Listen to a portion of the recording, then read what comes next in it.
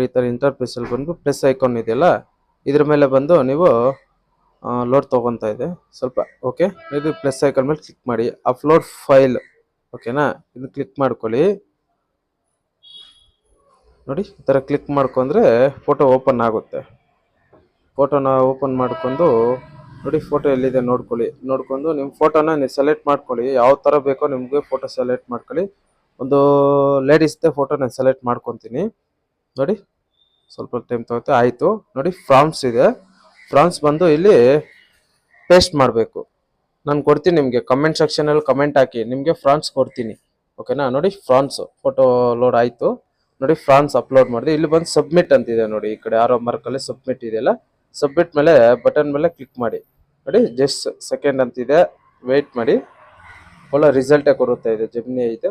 ಮತ್ತು ಮಿಸ್ಯೂಸ್ ಮಾಡ್ಕೊಳಕ್ಕೆ ಹೋಗ್ಬೇಡಿ ಯಾವುದೇ ಆಗಲಿ, ಜಸ್ಟ್ ಅಷ್ಟೇ ಇದು ಯೂಸ್ ಮಾಡ್ಕೊಬೇಕಷ್ಟೇ, ಜಾಸ್ತಿ ಏನಿಲ್ಲ. ನೋಡಿ, ವೆಯ್ಟ್ ಮಾಡಿ. ನೋಡಿ, ಆಯಿತು. Generative image. ಓಕೆನಾ, ಓಪನ್ ಆಗುತ್ತೆ. ನೋಡಿ, ಓಪನ್ ಆಯಿತು. ನೋಡಿ, ಯಾವ ಥರ ಇದೆ ಫೋಟೋ ಎಡಿಟಿಂಗು.